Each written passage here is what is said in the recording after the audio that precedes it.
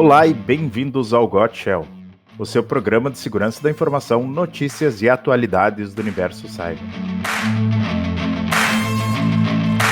Hoje é quinta-feira, dia 18 de maio de 2023. Eu sou o Dino e me acompanham Marcelo Pacheco.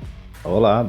E como convidado especial, hoje recebemos Rafael Militino, coordenador técnico da Pars. Fala pessoal, tudo bem? Rafael, seja muito bem-vindo. Eu gostaria que tu nos falasse um pouco de ti, da Pars e do relacionamento da Pars com a Red Hat. Bom dia aí, Dino. Bom dia, Pacheco. Bom dia, pessoal que está nos ouvindo aí. Primeiro, agradecer aí o convite de vocês. É bem legal aí discutir um pouquinho aqui de tecnologia com vocês, né? Falando um pouquinho da Pars aqui, né? Para quem não conhece, né? A Pars é um parceiro aqui da Integrasul, né? Quando se fala aí de produtos de Red Hat, né? Então, a Integrasul é um parceiro muito bom aí para nós no Sul. Tem alavancado bons negócios aí quando a gente fala de soluções da Red Hat, né? A Pars é um distribuidor hoje de nicho, tá? O foco da Pars hoje não é trabalhar volume, é trabalhar produtos pontuais, né? E ter um contato assim mais próximo da revenda, que hoje a gente trata mais como parceiro do que como só negócio, né? Então, essa relação meio que de família que a Pars tem aqui com os parceiros faz com que a atração do negócio seja mais viável, né? O nível de confiança seja melhor, né? A relação de tratar, né, um problema ou abrir portas no cliente acaba sendo mais amistoso justamente por causa da relação, né? Tem uma relação, né, de empresas, mas a gente acaba levando para um lado mais família, que faz com que as coisas fluam de uma maneira mais tranquila.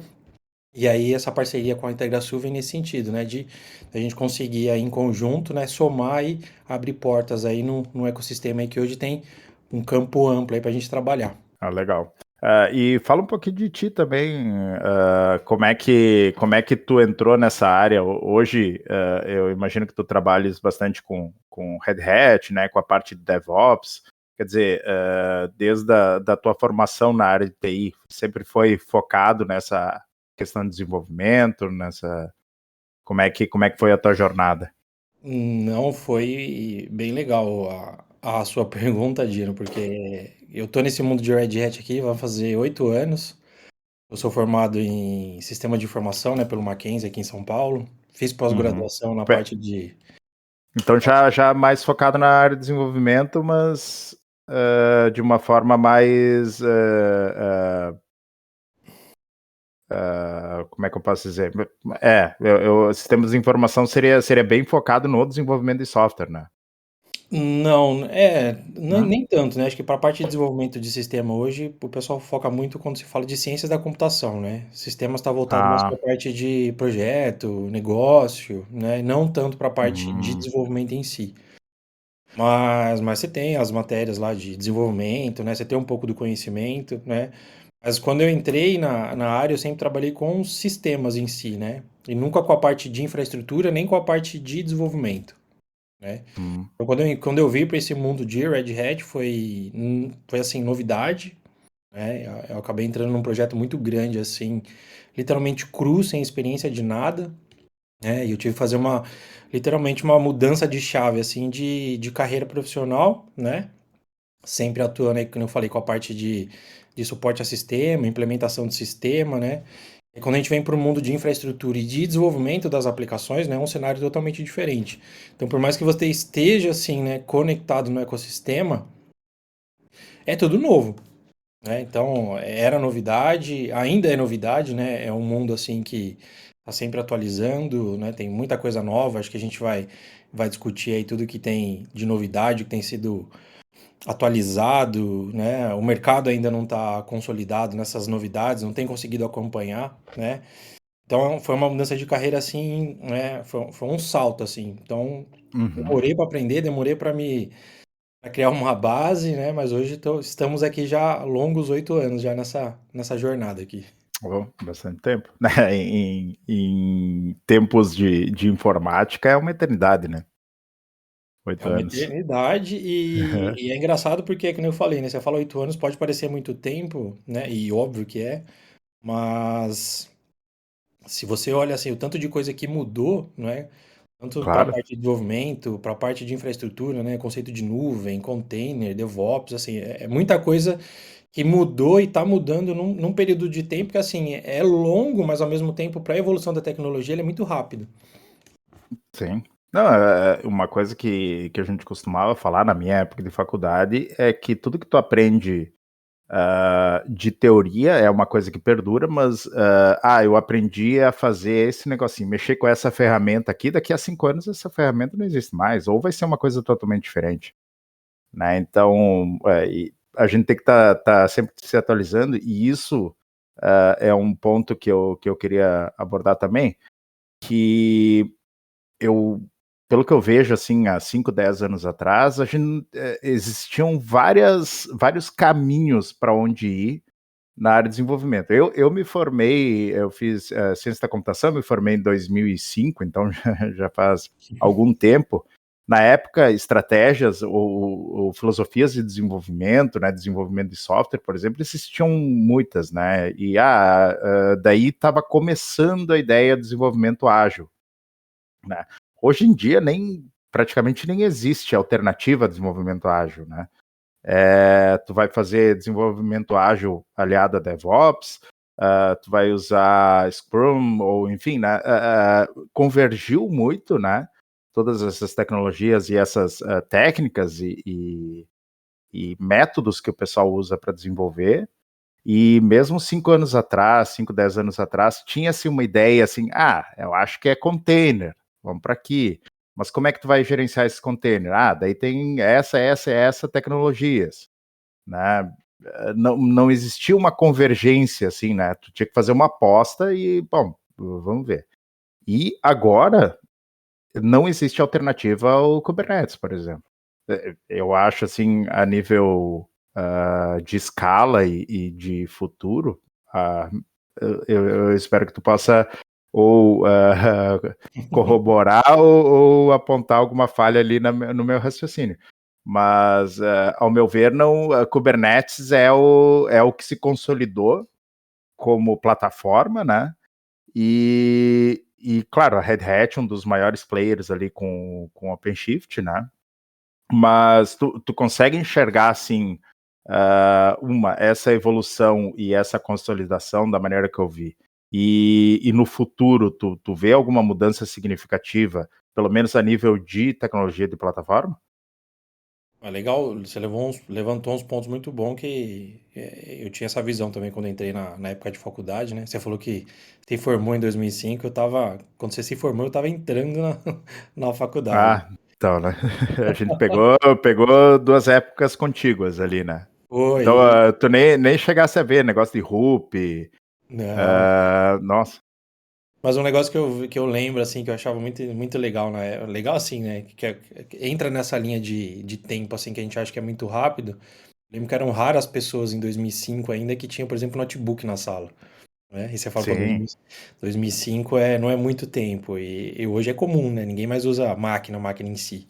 Celular era uma coisa que nem todo mundo Tinha. tinha. Bom, É eu verdade. sou um pouco mais antigo ainda que você. O Na Pacheco é época da.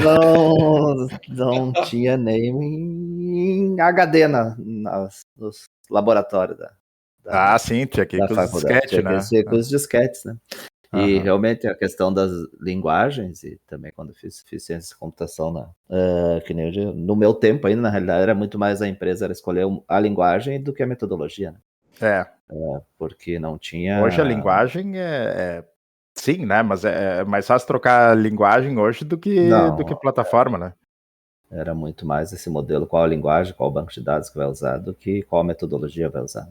Era o que eu ia falar, era justamente isso, que eu lembro que na época era bem assim, né? Você tinha várias matérias de linguagem mesmo, né? Uhum. Java, C, lógica de programação, né? COBOL. E hoje você não percebe que o mercado está preocupado com a linguagem em si, né? É o que você falou, é mais do conceito de onde você vai usar essa linguagem. A linguagem, óbvio, vai ter toda a estrutura da solução, da plataforma, seja ela qual for, né? Mas se não tiver calçado lá, que nem você comentou lá no Kubernetes da vida, por exemplo, ou algo voltado para uma nuvem, né?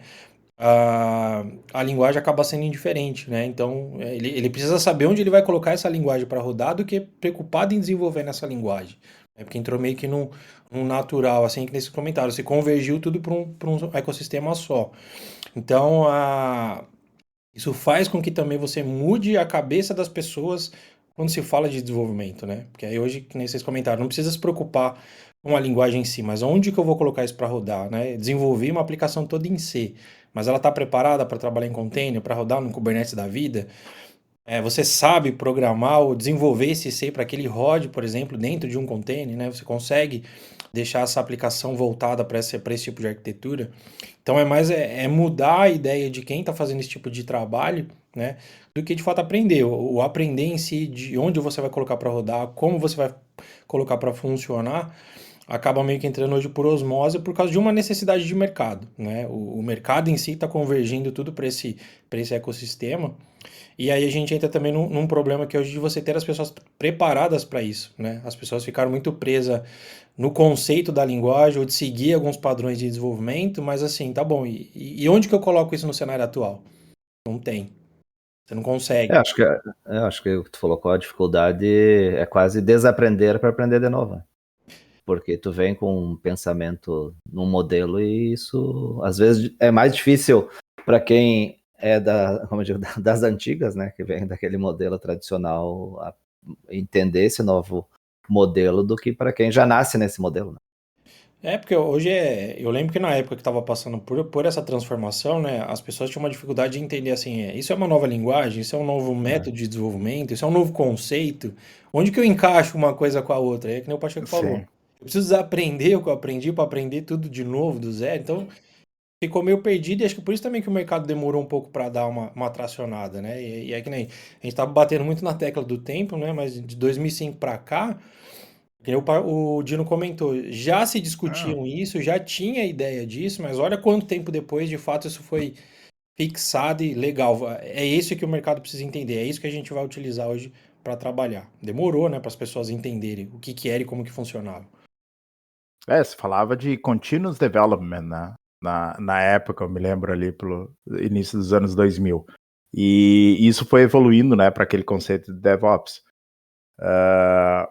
Claro que o continuous development ainda existe, né, e ele permeia ali. Mas era uma coisa assim, e tu via isso em empresas como Google, como, né, que eram a vanguarda de desenvolvimento em escala gigante, né, na época. E outro ponto também é que uma vez, e eu acho que isso envolve também a parte de orquestração com Ansible, com Terraform, com essas tecnologias de infraestrutura como código também, né?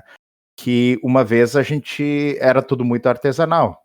Que nem, né, a ideia de eu vou fazer uma cadeira, eu faço uma cadeira, daí, essa cadeira tá pronta, agora eu vou fazer outra cadeira. Daí eu vou lá, né, e monto e faço outra cadeira.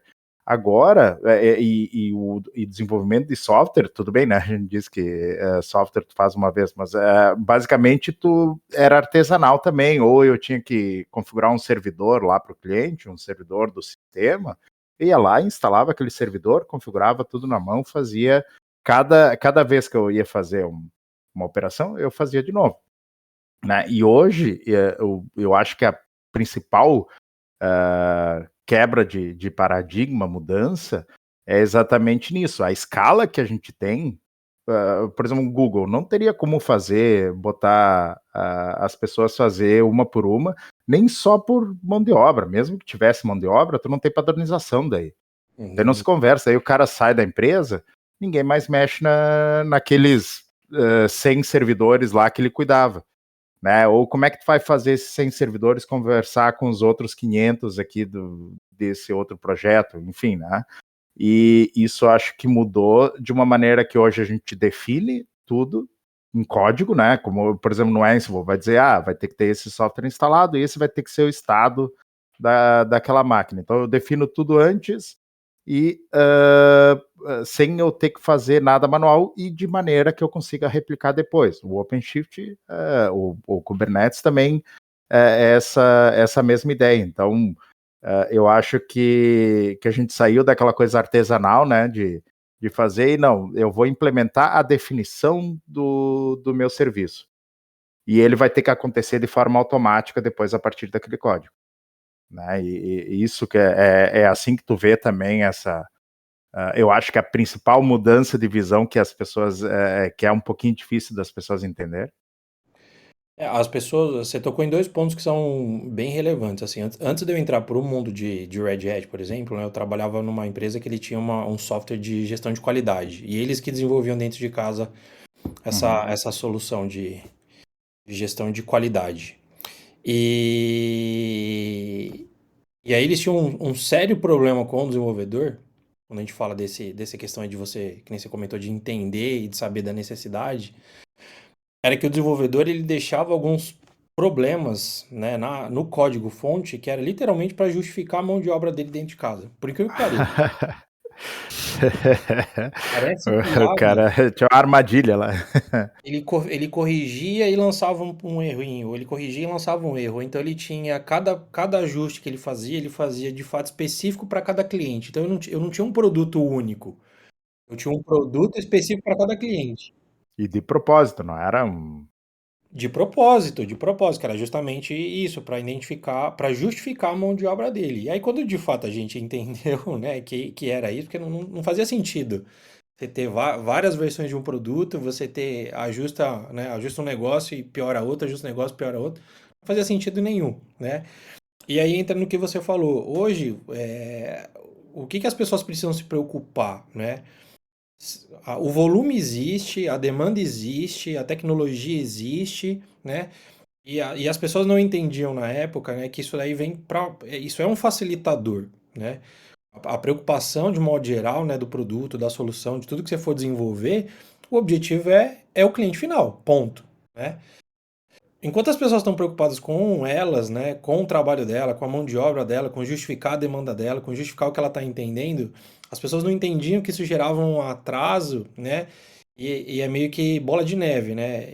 Eu não entendo, aí eu não consigo replicar, eu não consigo levar para o cliente final, aí eu não consigo vender. Isso vai gerando uma trava de modo geral que fez com que muitas empresas, de certa forma, quebrassem, né? Essa, por exemplo, foi uma delas, né? E você não conseguisse evoluir tecnicamente, né? Então, hoje, quando as pessoas entendem que, assim, que nem você falou, né? Eu preciso fazer uma cadeira de cada vez, né? Não. Eu preciso fazer uma cadeira, cada um de um jeito, né? Um com a perna menor, outro com encosto maior, né? Para toda hora eu ter alguém para E é um tédio, né? Se eu tiver que fazer a mesma coisa todo dia, né? Uma hora o cara cansa. Então, se eu tiver que fazer 2 vezes, na terceira eu vou automatizar. Se eu fiz da Exatamente. mesma maneira as 2 vezes, por que não automatizar para a terceira que faça sozinha e eu vou inventar alguma outra coisa, né? Eu acho que E é é, muito mais, é mais dinâmico, né? gratificante Isso. pro profissional também. E diminui muito o risco de erro, né? Porque, na realidade, Então, claro, e aí quando isso também é uma visão que as pessoas demoraram para entender, né? Então, assim, Uhum. o conceito de você trabalhar com uma tecnologia nova e você adotar padrões ou métodos, algo do gênero que vai facilitar, que nem o Dino comentou, né? Isso é um bem para você, para sua demanda, né? Porque é o que você falou. Tem uma hora que fica tédio, quando entra no automático você acaba não prestando atenção no que está sendo feito, então os erros são maiores, né? Então quando você entende, né, sabe que um padrão, né, a ser seguido é bom, você pode automatizar, né? Você pode adotar meios aí para facilitar, mas assim, para você gerar escala. E é isso que as pessoas demoraram para entender, né? Eu não preciso ficar fazendo ponto a ponto, toda hora, todo dia a mesma coisa para justificar, né, a minha presença, a minha mão de obra. Se eu fiz aquilo lá, foi legal, tem um padrão legal e eu consigo dar escala para aquilo lá, pô, isso é bom para você, que você consegue absorver outras coisas, você consegue entrar em outras demandas, né? Isso demorou também, isso fez com que o mercado acho que desse uma travada, e por isso que a gente olha hoje, né, o cenário do mercado, quando se fala de tecnologia, que as coisas estão muito rápidas, né? A geração hoje entende isso, né? Eu não quero fazer um negócio tedioso, né, monótono, ou toda hora a mesma coisa. Eu quero fazer rápido e um negócio diferente, rápido e diferente, rápido e diferente, né? Isso faz com que toda hora tenha essa mudança, tenha coisa nova, né? Chegou num ponto também que a gente tem que pôr um pouco de pé no freio, senão a gente também não consegue acompanhar, né? Sim, é um desafio para os profissionais, né? Porque o pessoal que está entrando agora no mercado, eles já estão com cabeça DevOps, nuvem. Ah, mas como assim eu vou instalar um servidor aqui, uma máquina física aqui do meu lado, eles, né, os caras já vão direto na AWS, no GCP, ou enfim, numa cloud ali, e programando já direto nesse paradigma. Para eles é muito mais fácil, porque eles não tiveram, que nem o Pacheco disse, que desaprender, né? Tudo aquilo que a gente aprendeu naquela época. E hoje, assim, linguagem, por exemplo, eu sou programador, sei lá, JavaScript, React, C, Rust. A questão é, a linguagem, o cara vai lá e faz um curso online, ou enfim, né? E não, beleza, mês que vem eu já sei programar nessa linguagem. E isso eu falo desde sempre, né? Que o pessoal reclamava da faculdade que tinha muita teoria. Eu digo, não, a teoria é o que mais vai te dar valia daqui a 10 anos. É isso mesmo. Porque o resto, o que tu aprende na prática ali, isso vai mudando. Mas a teoria tu tem que saber, tem como fazer isso, existe uma técnica que tu pode usar aqui assim, assado, e tu vai ajustando conforme a ferramenta vai mudando, né? Era a Então, matéria lá de lógica de programação, né? Você que era o básico aí. Então, se você não pegasse a lógica, a linguagem que você ia pegar para desenvolver era indiferente. né, lógico, daí tu pega complexidade de algoritmos, quer dizer, de repente coisas mais específicas, mas são conceitos que são válidos ainda hoje. Sim. NP completo, né? Se é complexidade exponencial, se é complexidade linear, o que isso é relevante, né? Claro que hoje em dia a gente tem muito mais processamento disponível, mas complexidade exponencial é irrelevante, para complexidade exponencial é irrelevante a quantidade de processamento. Porque agora eu tenho o dobro de processamento. Não quer dizer nada se a complexidade é exponencial. Então, otimização de código ainda é muito relevante, né?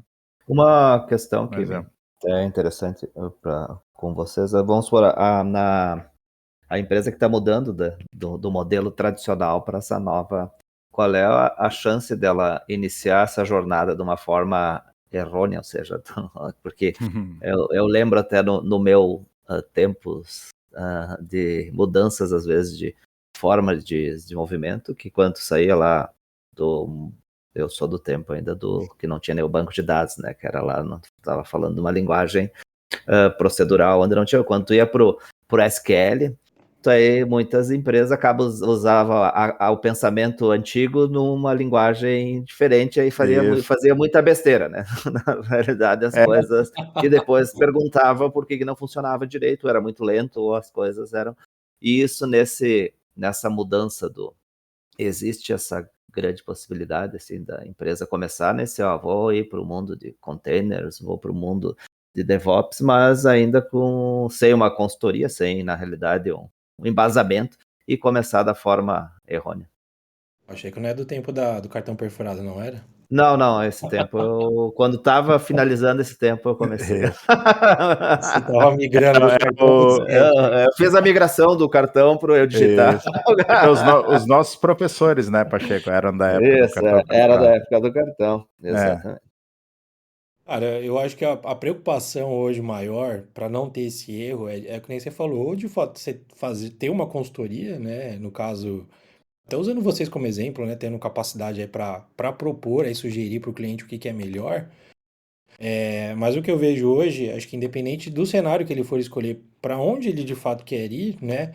Até porque é o que a gente está discutindo aqui hoje, tem várias possibilidades, né? E aí, quanto mais híbrido ou disponível para esse cenário você tiver, é melhor, né? Para você não ficar engessado. Mas eu acho que hoje, eu particularmente, do que eu tenho visto de projeto aí, a maior dificuldade é das empresas terem conhecimento da casa deles, né? Hoje as empresas, elas não conhecem de fato onde eles estão.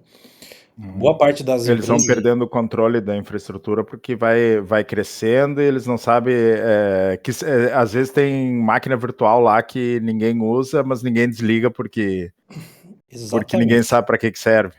Exatamente. Ou tá tudo centralizado numa única pessoa, que também acontece muito hoje, né? Eu tenho uma pessoa que ela tem a empresa na cabeça dela, né? Então, e aí entra no que a gente falou, dela centralizar, dela achar que vai perder, dela querer justificar a mão de obra dela. Então, eu acho que o maior problema hoje das empresas em mudarem para um cenário desse é não conhecerem de fato a estrutura, né, a infraestrutura deles de modo geral, e qual que é o objetivo. Porque eu já vi também muita empresa falar assim: quero ir para nuvem, quero ir para container. A primeira aplicação que ele sobe lá e fala: cara, fiz a maior besteira. Quero cancelar o contrato, quero desfazer, quero manter no tradicional, isso não é viável. Mas por quê? Porque não entende de como que as coisas funcionam dentro de casa É, para conseguir saber do tipo assim, né? Isso aqui é uma melhoria, isso vai me trazer um benefício. Né? Mas se ela não sabe como que está hoje, né? Ela não vai enxergar valor nenhum. Então, para ela é prejuízo. sim, porque ela ainda tá com o pensamento antigo.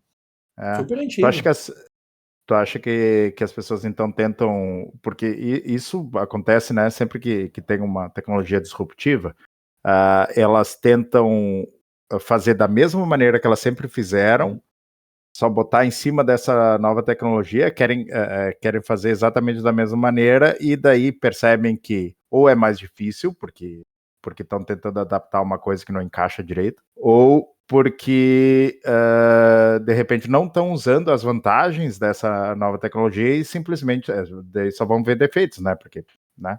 Da maneira. É, Então, eu tenho um servidor aqui que eu instalo. Eu tenho banco de dados, eu tenho a minha aplicação, eu tenho coisa, tudo no mesmo servidor, e daí eu vou para container e eu quero fazer um Mesma coisa. containerzão com tudo dentro. E com armazenamento permanente, e que o cara dá um SSH lá e programa lá dentro. Daí é vantagem manter uma VM, né? Já eu acho Por teve. que, exemplo. né, eu falei do SQL, ó, porque na realidade eu enfrentei essa mudança aí que era exatamente isso, tu pegava, ia fazendo SQL dando um loop lá para ler que tu usava, porque na Pior cabeça que eu tu vi isso. tava ainda tu tava com o modelo, tu não usava os recursos do SQL, tu Sim, ao invés de desenvolvia do fazer mesmo, join, daí fazer. ficava pensa na pior coisa do mundo, tu dizia Um que bancão gigante lá. Tu carregava em array na memória para depois cruzar usando a linguagem, por exato, exemplo.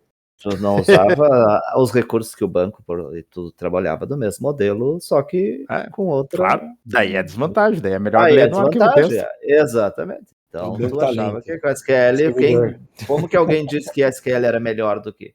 Não, era uma porcaria. Eu acho que o que tu colocou é mais ou menos a mesma Não, é um analogia. ótimo exemplo e bem mais fácil de enxergar, né? Para quem ainda não conhece toda o mundo de Kubernetes e de containers, é uma analogia perfeita, porque realmente eu vi muito software que o pessoal fazia assim. Eles pegavam, eles davam select em todas as tabelas, carregavam para memória, e daí depois lá, usando, sei lá, C, COBOL ou qualquer outra coisa, faziam os cruzamentos. Mas né, o select já faz isso, né? Não, mas daí eu não sei. Daí eu vou ter que aprender uma coisa nova, né? É isso. bem isso aí. Cara, eu já vi. Eu acho muito profissional tem medo de aprender a coisa nova e de repente ele vê que o colega dele que saiu da faculdade agora tá na frente e daí na defesa dele ele vai dizer, não, eu vou tentar desprovar, dizer que isso aí é ruim, porque a maneira que eu faço é muito melhor, senão eu vou ficar obsoleto. E eu Ou às acho vezes que na velocidade, tenho que ir para isso porque, tenho que ir para SQL porque na época, porque o SQL era a coisa que estava assim, então vamos lá, mas não vamos se especializar, não vamos buscar alguém com conhecimento, vamos fazer aqui da moda que a gente acha que é essa, o que a gente acha é o que está na cabeça do modelo que não é igual, né? E eu acho que nesse processo da mudança para o DevOps pode acontecer muito isso que tu comentou. O cara vai ir no mesmo modelo e porque ele não quer investir em treinamento, tempo, consultoria ou nada nesse sentido e vamos embora, segue o baile. Claro, hoje tem uma grande vantagem que na época não tinha, que era ter a internet. Tem formas também de adquirir conhecimento.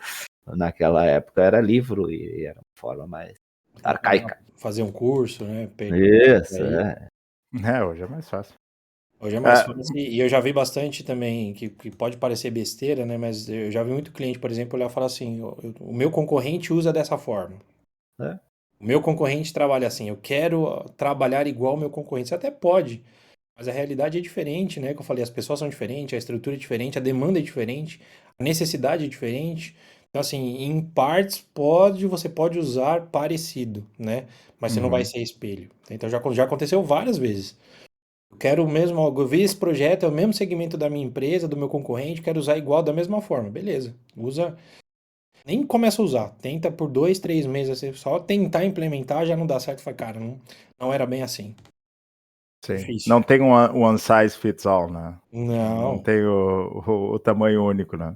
E não, É, vocês já, cada. até no mercado, até, desculpa interromper uma pergunta, Não, empresas que tentaram ir para esse mundo, não sei se até, e de repente teve essa visão, não, isso não funciona, vamos voltar para o modelo tradicional? já, por incrível que pareça, já, e não eram empresas pequenas, eram empresas grandes, de segmentos grandes, né, com equipe, né, boa, estruturada, fez um teste, tentou fazer um teste, na POC gostaram, da POC compraram a solução, compraram a hora de consultoria, iniciaram a implementação e pediram para cancelar o contrato, né?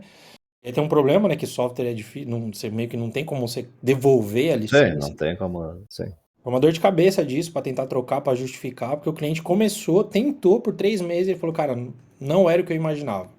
E é porque eu falei, né? Então, mas por que que não era o que você imaginava? Porque você não conhecia o que você precisava.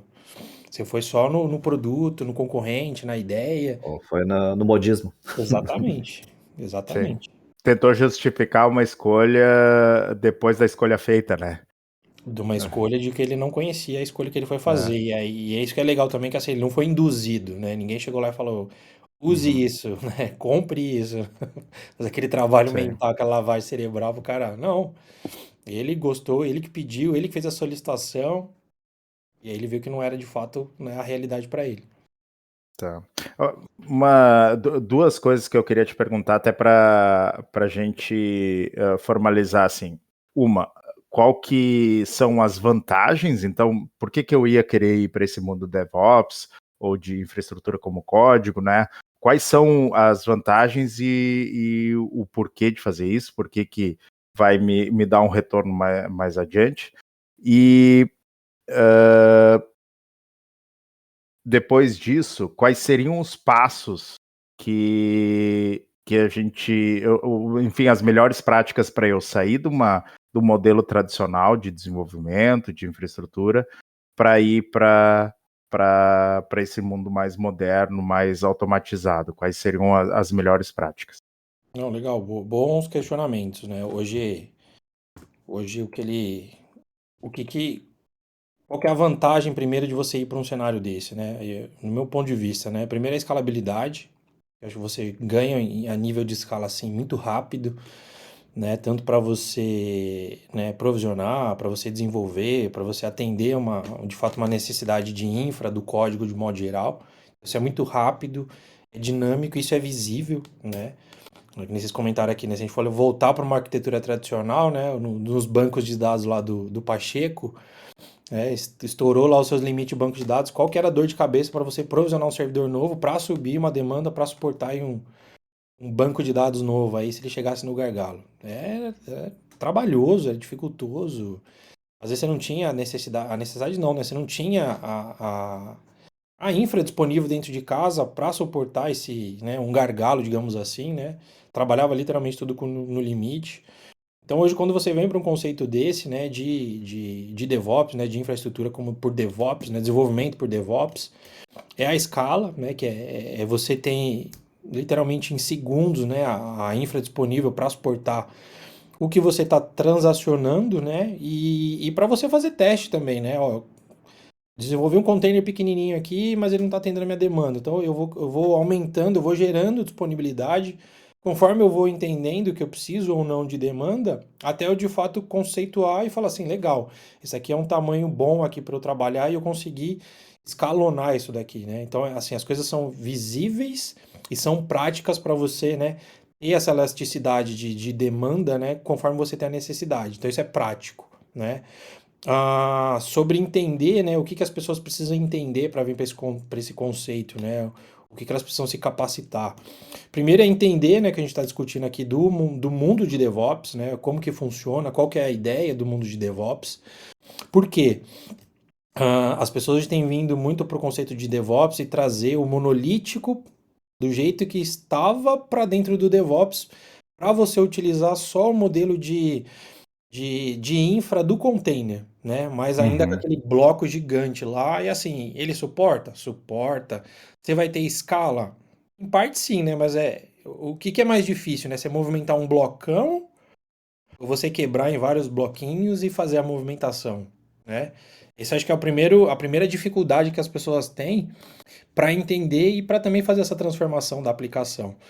Mas o que é legal para elas startarem, né? Uma aplicação pequena para entender o conceito, para entender como desenvolver, para ver se às vezes é possível fazer um ajuste de padrão de linguagem, isso que é legal, né?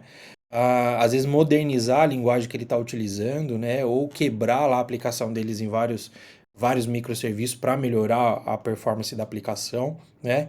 Então é entender, hoje eu estou com um monolítico, né? Do jeito que ele está monolítico eu consigo modernizar? Se for possível, como que eu vou modernizar isso? O que eu vou adotar de padrão? O que é regra de negócio? O que é interface para o usuário final? O que é banco de dados? O que eu consigo dividir para que eu consiga fazer manutenções pontuais, né? Então são pontos que a gente acaba discutindo e que a pessoa acha que assim, é só entender do conceito de DevOps e trazer a aplicação para o mundo de DevOps. E não é, né? O DevOps, ele vai, como eu falei, vai ser uma base. E aí eu tenho outras bases, né? É como se fosse uma ramificação, né? Eu tenho o ponto inicial. E aí eu vou ramificando isso daqui conforme eu tenho a necessidade. Então o ponto é justamente esse, é entender onde que dentro da sua aplicação é possível eu adotar esses padrões novos de DevOps para melhorar ainda mais a performance da minha aplicação. E aí entender dentro de casa o que eu preciso me especializar, né? Em mão de obra, em modernização de infraestrutura, né? Em reescrever a minha aplicação, né? Em alterar alguns pontos, ajustar outros, né? Então é deixar claro isso para o cliente que assim, consegue vir para um cenário desse, consegue trazer para um cenário desse, consegue adotar uma infraestrutura dessa, mas aí vão ter vários porquês para ele conseguir melhorar. Senão ele só vai tirar o monolítico da arquitetura tradicional, vindo para uma arquitetura mais moderna, mas ainda continua sendo monolítico, ainda continua sendo difícil de você transacionar, de escalonar, de movimentar, né? Então você não vai, né, de 100% às vezes de recurso que você tem disponível, de funcionalidade, se você utilizar 10, é muito. E aí a gente volta, né, que justificou, valeu a pena o investimento, né, valeu a pena a dor de cabeça que foi de trazer lá da sua arquitetura tradicional para uma arquitetura mais moderna, sem que você utilize os recursos que você tem disponível, né? Então é deixar claro esses pontos e aí de fato, né, acho que entra aí o papel de vocês, que é fazer essa consultoria e deixar claro para o cliente assim, existem melhorias, existem benefícios, o mercado está utilizando, nós aqui como, né, como empresa, né, te dar uma visibilidade.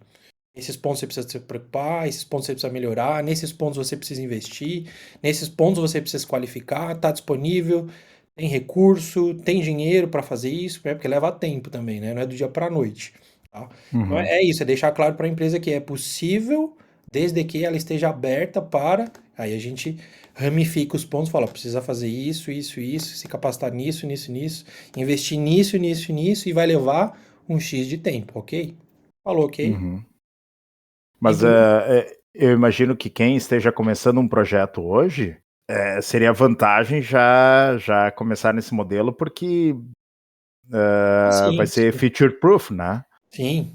Ou seja, se eu quiser, hoje eu estou rodando essas aplicações in-house, né? Eu tenho, sei lá, um e-commerce, alguma coisa, eu preciso botar na nuvem, é a mesma aplicação que vai para lá, eu não preciso ajustar nada, não preciso mexer nada, né? Sim. Então, se eu estiver começando uma aplicação, eu acho que é meio no-brainer, né?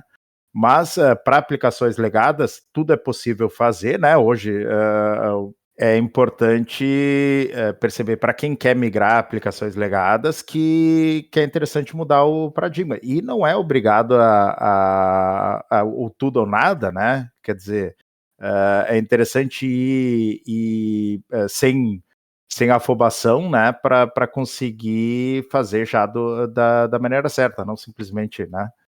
Não, Claro que sim. existem tecnologias hoje para aproveitar a infraestrutura de virtualização dentro acho que o OpenShift é interessante nisso, né, que tu consegue trabalhar com OpenShift Virtualization, então vai virtualizar a mesma máquina virtual que tu tem hoje no teu VMware, no teu Heavy, enfim, na tua estrutura de virtualização, tu consegue trazer para dentro do OpenShift para facilitar a administração e ter uma administração centralizada, e eventualmente essas aplicações migrar para a estrutura de container, né? Você tocou em 2 pontos que é interessante a gente deixar claro para o pessoal que está ouvindo, que é justamente isso, né? O monolítico, né? Óbvio, tem todo esse processo de transformação que a gente discutiu aqui, né? Mas as empresas hoje novas, ou as aplicações novas que já vêm nesse conceito, né? Nesse modelo já mais moderno, digamos assim, existe um problema, que é as pessoas estão começando a desenvolver em Kubernetes, né? E aí o Kubernetes deles, o container deles acaba virando um mini Frankenstein, né? Por quê? Né?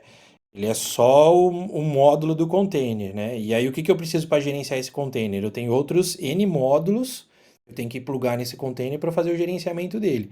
E acaba virando um monstrinho. Então, conforme esse monstrinho vai crescendo, ou ele fica difícil de você gerenciar esse monstrinho, ou você não consegue administrar esse monstro e aí ele vira um negócio assim que ou ele morre ou você deixa de usar. Isso é um problema, né? E aí as soluções de mercado, que nem você comentou do OpenShift, vem justamente para isso. Então, a gente tem também uma dificuldade hoje que, assim, por mais que tenha muita empresa que já está nascendo nesse modelo tradicional, é difícil hoje você mostrar para a empresa qual que é a viabilidade dela utilizar hoje uma plataforma. Porque tem muita empresa que fala assim, eu não preciso de uma plataforma, né? Eu preciso de 2, 3 módulos só para administrar meu container, que tá ok. Hoje, né? Hoje, né? Mas não, que é o que eu falei, conforme esse container vai crescendo, esse monstro vai ganhando corpo, vai ficando difícil de você administrar. E aí a dificuldade hoje é mostrar para essas empresas que assim, eles já nasceram num conceito novo, mas eles não vão conseguir gerenciar 100% do que eles estão construindo nesse conceito novo se eles não migrarem de fato para uma plataforma. Ah, legal. Então eu queria agradecer muito o Rafael a ter participado conosco aqui, compartilhar o conhecimento e a experiência dele. Eu já quero deixar aqui a porta aberta para no futuro a gente te convidar de novo, a gente trocar mais ideia e de repente falar mais aprofundadamente para alguma tecnologia ou outra. E de repente, né, sugestões dos ouvintes aí do que eles gostariam de que a gente abordasse. Tá, muito obrigado, Rafael. Eu que agradeço aí, Dino, Pacheco, o pessoal da IntegraSul aí, primeiro pelo convite de novo, né? Agradecer aqui em nome do time da Pars. Né? Hoje a gente foi bem superficial, mas demos insights aqui de bastante coisa aí que tem pra gente discutir, né? Podemos falar aí depois de OpenShift, de Ansible, né? Demos só uma pitada aqui do que tem de assunto pra gente discutir. Mas fica aqui também, deixo disponível aqui, porque o pessoal tiver de dúvida, de necessidade, né? O time aqui da IntegraSul é bem capacitado, entende, né? Tanto para discutir como para levar essa tecnologia aí para vocês, tá? Eu agradeço de novo, né? Fico aberto aqui a próximos convites. Então tá, pessoal. Obrigado aí. E obrigado aí, o Rafael, também pela participação. Então tá, por hoje é só, pessoal. Nos sigam pelo @got_shell no Instagram e no Twitter, ou pelo e-mail got_shell@integrasul.com.br. Abraços e até a próxima. Até mais.